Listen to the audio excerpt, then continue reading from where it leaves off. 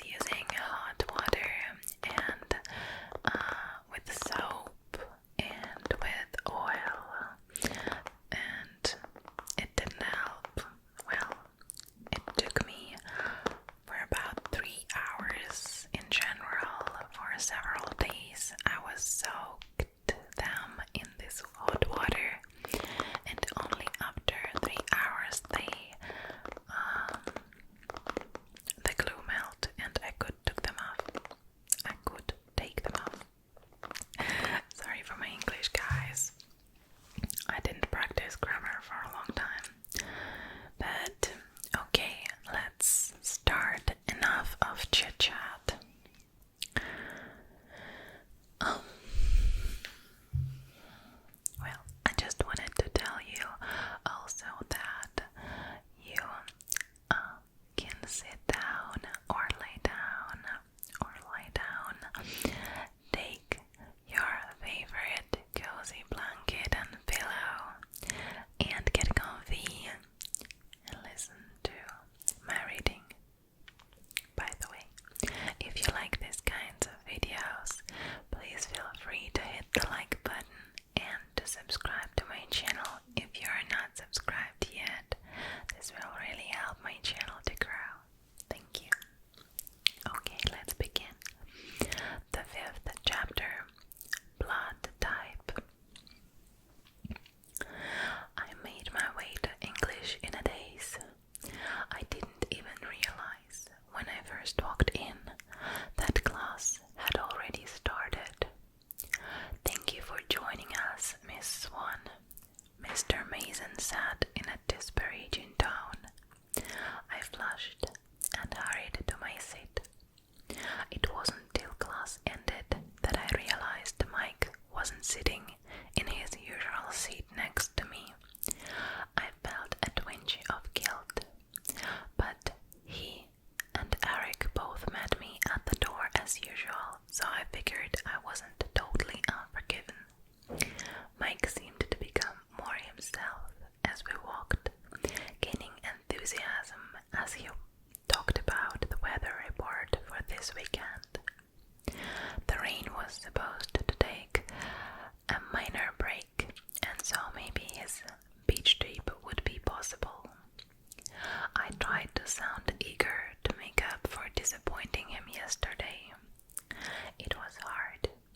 Rain or no rain, it will still only be in the high 40s if we were lucky. The rest of the morning passed in a blur. It was difficult to believe that I hadn't just imagined what Edward had said, and the way his eyes had looked. Maybe it was just a very convincing dream that I'd confused with reality. That seemed more probable than that I really appealed to him on any level. So I was impatient and frightened as Jessica and I entered the cafeteria. I wanted to see his face, to see if he had gone back to the cold, indifferent person I'd known for the last several weeks. Or if, by some miracle, I'd really heard what I thought I'd heard this morning. Jessica babbled on and on about her dance plans. Lauren and Angela had asked the other boys, and they were all going together, completely unaware of my inattention. Disappointment flooded through me as my eyes unerringly focused on his table. The other 4 were there, but he was absent.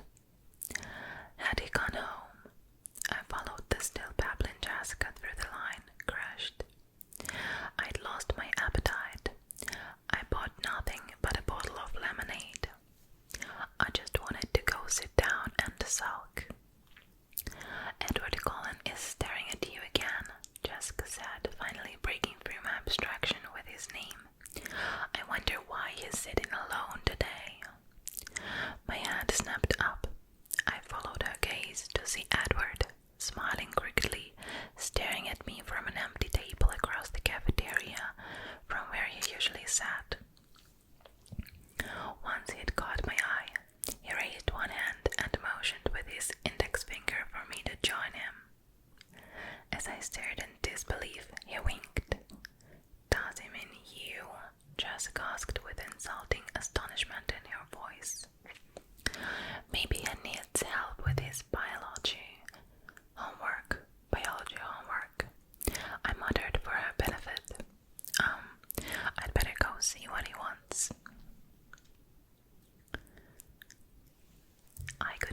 was staring after me as I walked away. When I reached his table, I stood behind the chair across for him, unsure. "Why don't you sit with me today?" he asked, smiling. I sat down automatically, watched him with caution. He was still smiling. It was hard to believe that someone so beautiful could be real. I was afraid that he might disappear in a sudden puff of smoke and I would wake up. He seemed to be waiting for me to say something. "This is different," I finally managed. "Well," he paused, and then the rest of the words followed in a rush. I decided as long as I was going to hell, I might as well do it thoroughly. I waited for him to say something that made sense. The seconds ticked by. "You know, I don't have any idea what you mean," I eventually pointed out. "I know." He smiled again, and then he changed the subject. "I think your friends are angry with me for stealing you." "They'll survive." I could feel their stares pouring into my back. "I may not give you back, though," he said with a wicked glint in his eyes. I gulped. He laughed. "You look worried." "No," I said, but ridiculously my voice broke. Surprised, actually. What brought all this on? "I told you, I got tired of trying to stay away from you, so I'm giving up." He was still smiling, but his ochre eyes were serious. "Giving up?" I repeated in confusion. "Yes, giving up trying to be good. I'm just going to do what I want now and let the chips fall where they may." His smile faded as he explained, and a hard edge crept into his voice. "You lost me again." The breathtaking crooked smile reappeared. "I always say too much when I'm talking to you. That's one of the problems." "Don't worry. I don't understand any of it." I said, "Really?" "I'm counting on that." "So, in plain English, are we friends now?" "Friends," he mused. "Dubious." "Or not," I muttered. He grinned. "Well, we can try, I suppose. But I'm warning you now that I'm not a good friend for you." Behind his smile, the warning was real. "You say that a lot." I nodded, trying to ignore the sudden trembling in my stomach and keep my voice even. "Yes, because you're not listening to me. I'm still waiting for you to believe it. If you're smart, you'll avoid me." "I think you've made your opinion on the subject of my intellect clear, too." My eyes narrowed. He smiled apologetically. "So, as long as I'm being not smart, we'll try to be friends." I struggled to sum up the confusing exchange. "That sounds about right." I looked down at my hands wrapped around the lemonade bottle, not sure what to do now. "What are you thinking?" he asked curiously. I looked up into his deep cold eyes, became befuddled, and as usual, blurted out the truth. "I'm trying to figure out what you are." His jaw tightened, but he kept his smile in place with some effort. "Are you having any luck with that?" he asked in an offhand tone. "Not too much," I admitted. He chuckled. "What are your theories?" I blushed. I had been vacillating during the last month between Bruce Wayne and Peter Parker. There was no way I was going to own up to that. "Won't you tell me?" he asked, tilting his hat to one side with a shockingly tempting smile. I shook my hand. Too embarrassing. That's really frustrating, you know, he complained. No, I disagreed quickly, my eyes narrowing.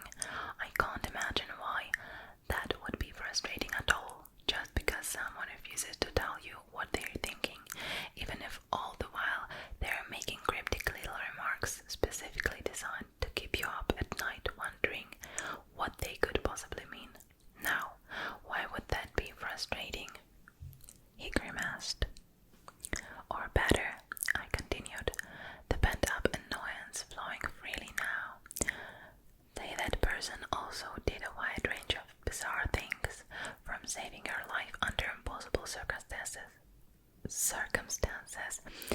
one day to treating you like a pariah the next, and he never explained any of that either, even after he promised. That also would be very non-frustrating. You've got a bit of a temper, don't you? I don't like double standards.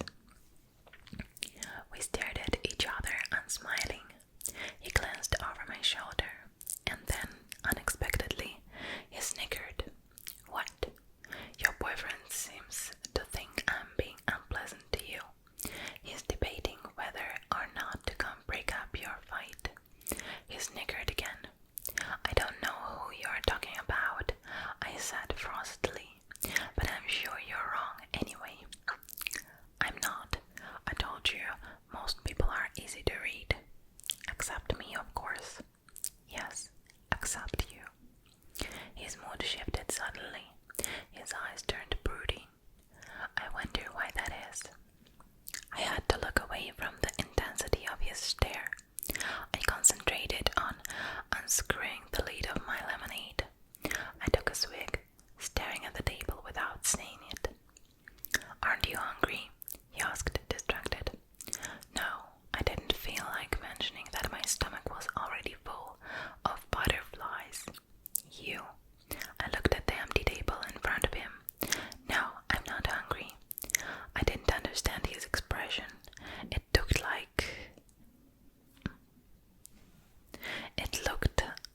he was enjoying some private joke.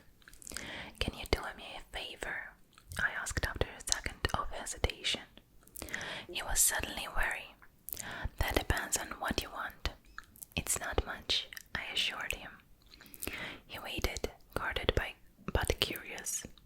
I just wondered if you could warn me beforehand the next time you decide to ignore me for my own good, just so I'm prepared. I looked at the lemonade bottle as I spoke, tracing the circle of the opening with my pinky finger. That sounds fair. He was pressing his lips together to keep from laughing when I looked up. Thanks. Then can I have one answer in return? He demanded. One. Tell me one theory. Whoops, not that one. You didn't qualify, you just promised one answer, he reminded me. And you've broken promises yourself, I reminded him back. Just one theory. I won't laugh. Yes, you will. I was positive about that. He looked down and then glanced up at me through his long black lashes, his ochre eyes shorting.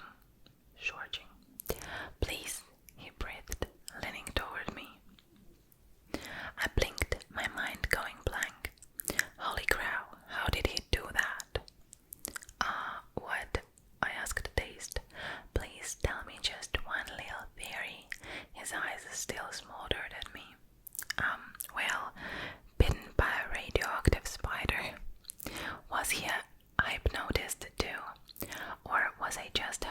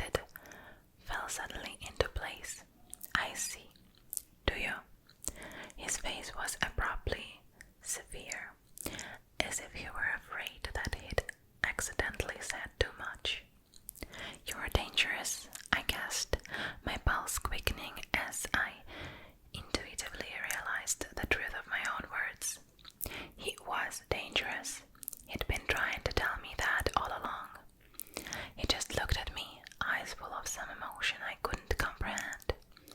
But not bad, I whispered, shaking my head. No, I don't believe that. You're bad. You're wrong. His voice was almost inaudible. He looked down, stealing my bottle lid and then spinning it on its side between his fingers. I stared at him, wondering why I didn't feel afraid. He meant what he was saying, that was obvious, but I just felt anxious, on edge, and more than anything else, fascinated. The same way I always felt when I was near him. The silence lasted until I noticed that the cafeteria was almost empty. I jumped to my feet. We're going to be late. I'm not going to class today, he said, twirling the lead so fast it was just a blur. Why not? It's healthy to teach class now and then. He smiled up at me, but his eyes were still troubled. Well, I'm going, I told him.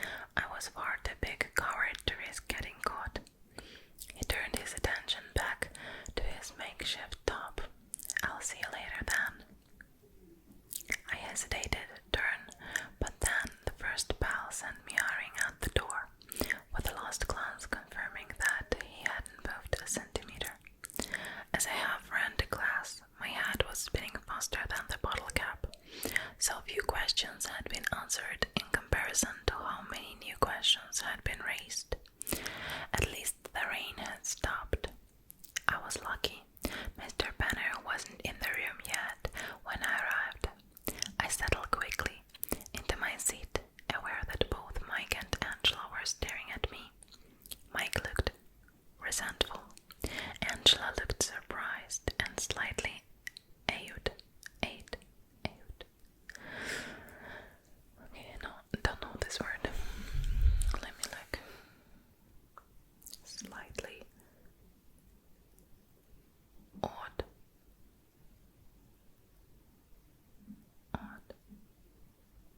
I don't know. Okay. Mr. Banner came in the room then, calling the class to order.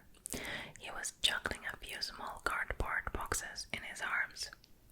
He put them down on Mike's table, telling him to start passing them around the class.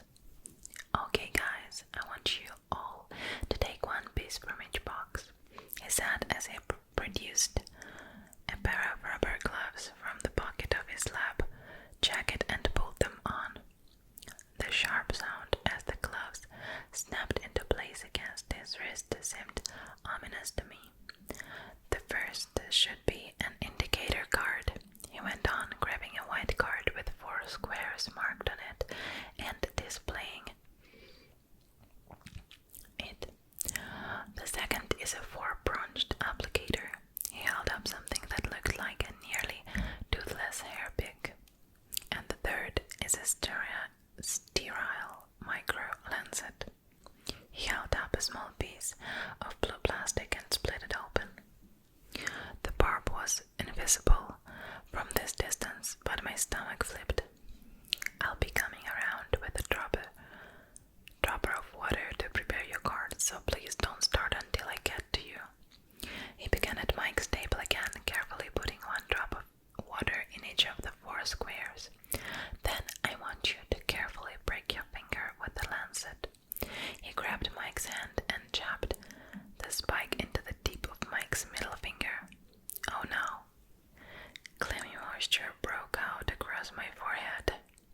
Put a small drop of blood on each of the prongs. He demonstrated, squeezing Mike's finger till the blood flowed. I swallowed convulsively, my stomach heaving, and then applied it to the card. He finished, holding up the dripping red card for us to see. I closed my eyes, trying to hear through the ringing in my ears. The Red Cross is having a blood drive in Port Angeles next weekend, so I thought you should all know your blood type. He sounded proud of himself. Those of you who aren't 18 yet will need a parent's permission. I have slips at my desk. He continued through the room with his water dropper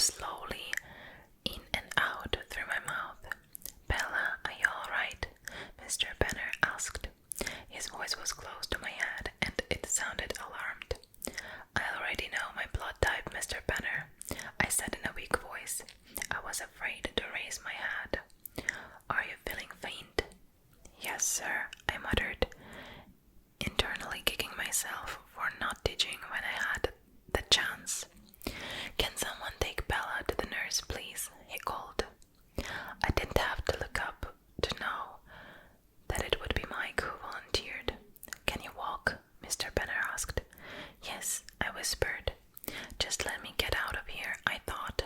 I'll crawl. Mike seemed eager as he put his arm around my waist and pulled my arm over his shoulder. I leaned against him heavily on the way out of the classroom. Mike towed me slowly across campus. When we were around the edge of the cafeteria, out of sight of Building 4, in case Mr. Banner was watching, I stopped.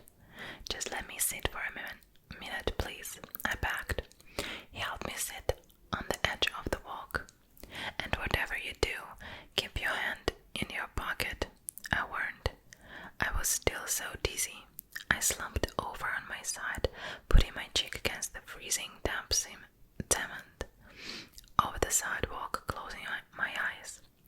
That seemed to help a little. Whoa, you're green, Bella, Mike said nervously. Bella, a different voice called from the distance. No, please let me be imagining that horribly familiar voice. What's wrong? Is she hurt? His voice was closer now, and he sounded upset. I wasn't imagining it. I squeezed my eyes shut, hoping to die, or at the very least not to throw up. Mike seemed distressed. I think she's fainted. I don't know what happened. She didn't even stick her finger. Bella, Edward's voice was right beside me, relieved now. Can you hear me? No, I groaned. Go away, he chuckled.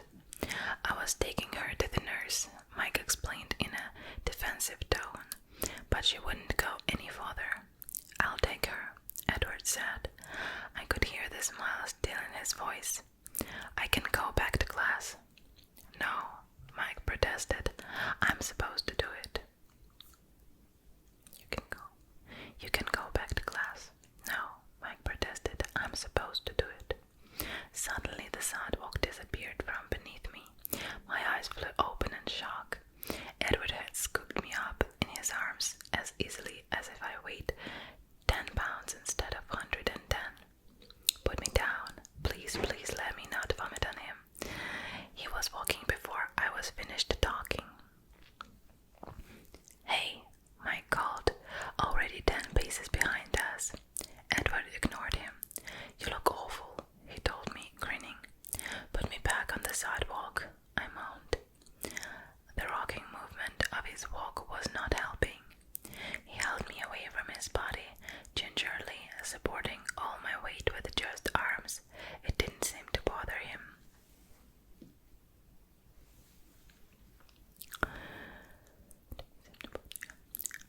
So you faint at the sight of blood? He asked.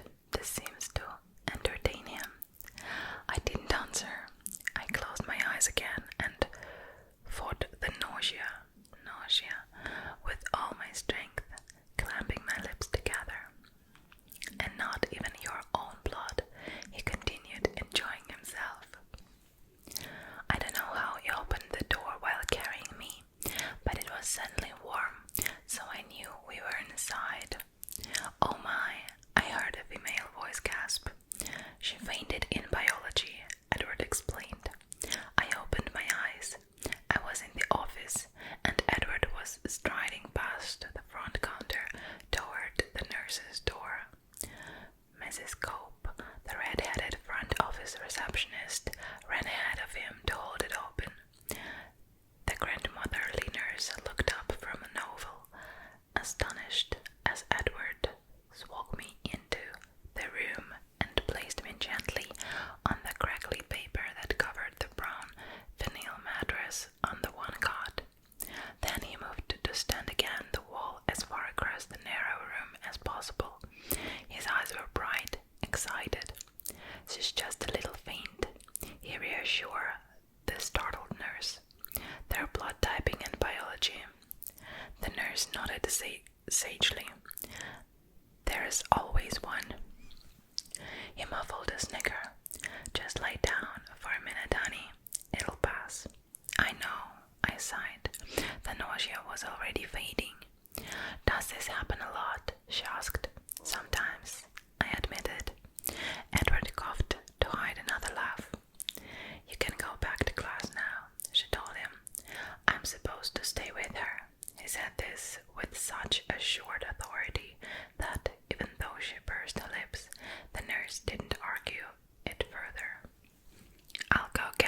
eyes for your forehead, dear," she said to me, and then bustled out of the room. "You are right," I moaned, letting my eyes close. "I usually am, but about what in particular this time?" "Teaching is healthy. Practice breathing evenly." "You scared me for a minute there," he admitted after a pause. His tone made it sound like he was confessing a humiliating weakness. "I thought Newton was dragging your dead body off to bury it in the woods." Ha ha.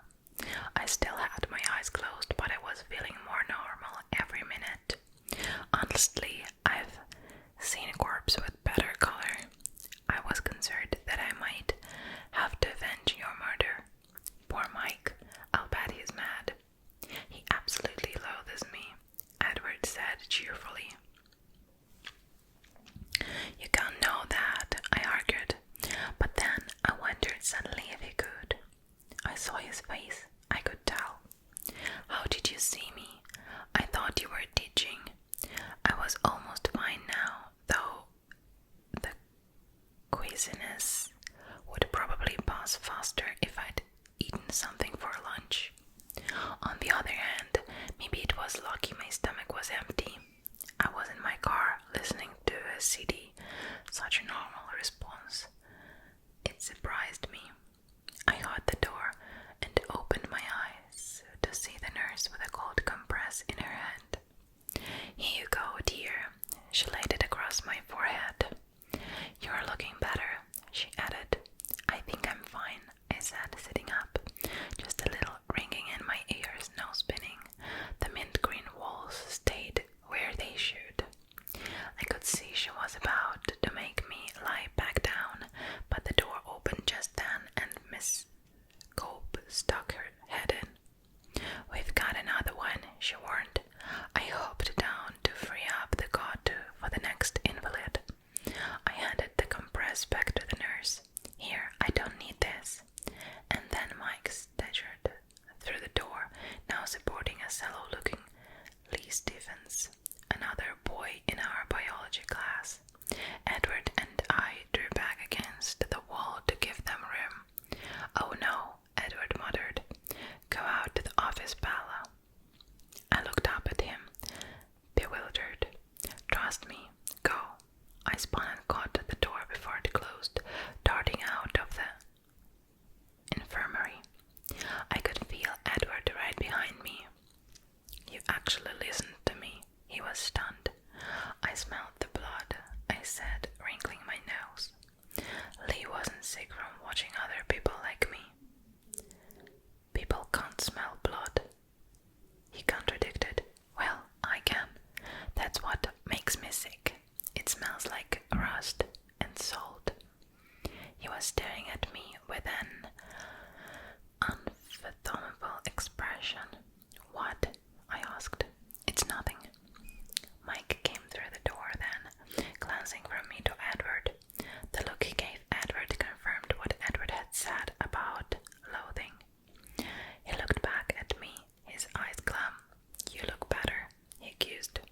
"Just keep your hand in your pocket," I warned him again.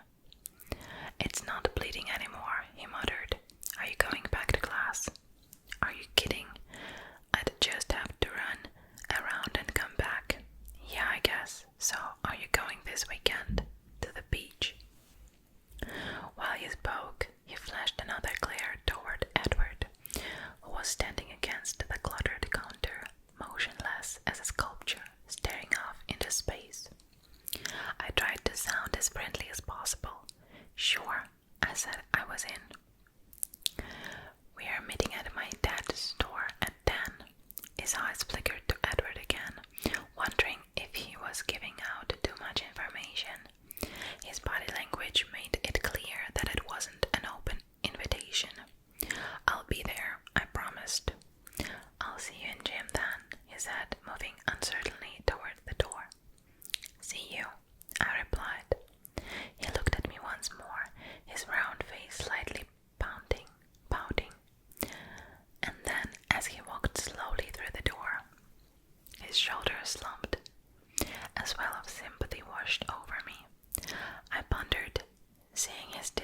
excited face again. In gym. Gym, I groaned. I can take care of that. I hadn't noticed Edward moving to my side, but he spoke now in my ear. Go sit down and look pale, he muttered. That wasn't a challenge. I was always pale, and my risen swoon had left a light sheen of sweat on my face. I sat in one of the creaky folding chairs and rested my head against the wall with my eyes closed. Fainting spells always exhausted me. I heard Edward speaking softly at the counter. Miss Cope. Yes, I hadn't heard her return to her desk. Bella has gym next hour, and I don't think she feels well enough. Actually, I was thinking I should take her home now. Do you think you could excuse her from class? His voice was like melting honey. I could imagine how much more overwhelming his eyes would be. Do you need to be excused too, Edward? Miss Cope fluttered. Why couldn't I do that? No, I have Mrs. Goff. She won't mind. Okay, it's all taken care of. You feel better, Bella? She called to me. I nodded weakly, hamming it up just a bit. Can you walk, or do you want me to carry you again? With his back to the receptionist, his expression became sarcastic. I'll walk. I stood carefully, and I was still fine. He held the door for me, his smile polite, but his eyes mocking. I walked out into the cold, fine mist that had just begun to fall. It felt nice, the first time I'd enjoyed the constant moisture falling out of the sky, as it washed my face clean of the sticky perspiration. Thanks, I said as he followed me out. It's almost worth getting sick to miss Jim. Anytime. He was staring straight forward, squinting into the rain. So, are you going? This Saturday I'm in. I was hoping you would, though it seemed unlikely. I couldn't picture him loading up to carpool with the rest of the kids from school. He didn't belong in the same world. But just hoping that he might give me the first twinge of enthusiasm I'd felt for the outing. Where are you all going exactly? He was still looking ahead, expressionless. Down to La Bouche, the first pitch. I studied his face, trying to read it. His eyes seemed to narrow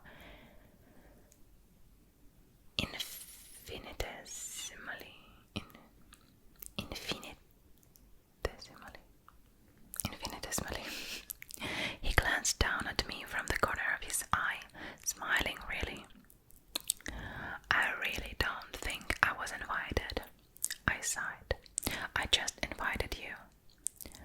Let's you and I not push poor Mike any further this week. We don't want him to snap. His eyes danced. He was enjoying the idea more than he should. Mike Schmike, I muttered, preoccupied by the way he had said, you and I. I liked it more than I should. We were near the parking lot now. I veered left toward my truck. Something caught my jacket, yonking me back. Where do you think you're going? He asked, outraged. He was gripping a fistful of my jacket in one hand. I was confused. I'm going home. Didn't you hear me promise to take you safely home? Do you think I'm going to let you drive in your condition? His voice was still indignant. What condition? And what about my truck? I complained. I'll have Alice drop it off after school. He was towing me toward his car now, pulling me by my jacket. It was all I could do to keep from falling backward. He'd probably just drag me along anyway if I did. Let go, I insisted.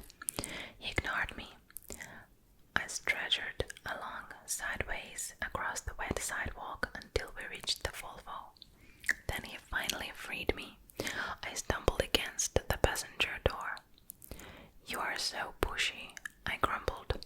It's open, was all he responded. He got in driver's side. I am perfectly capable of driving myself home. I stood by the car fuming. It was raining harder now, and I'd never put my hood up, so my hair was dripping down my back. He lowered the automatic window and leaned toward me across the seat. "Get in, Bella." I didn't answer. I was mentally calculating my chances of reaching the truck before you could catch me. I had to admit, they weren't good. "I'll just drag you back," he threatened, guessing my plan. I tried to maintain what dignity I could as I got into his car. I wasn't very successful. I looked like a half-drowned cat, and my boots squeaked. "This is completely unnecessary," I said stiffly. He didn't answer. He fiddled with the controls, turning the heater up and the music down. As he pulled out of the parking lot, I was preparing to give him the silent treatment, my face in full boat mode. But then I recognized the music playing, and my curiosity got the better of my intentions. "Claire de Lune?" I asked, surprised. "You know Debussy?" He sounded surprised too. "Not well," I admitted. "My mother plays a lot of classical music around the house. I only know my favorites." "It's one of my favorites too." He stared out through the rain, lost in thought. I listened to the music, relaxing against the light grey leather seat. It was impossible not to respond to the familiar, soothing melody. The rain blurred everything outside the window into grey and green smudges. I began to realize we were driving very fast. The car moved so steadily, so evenly, though I didn't feel the speed. Only the town flashing by gave it away.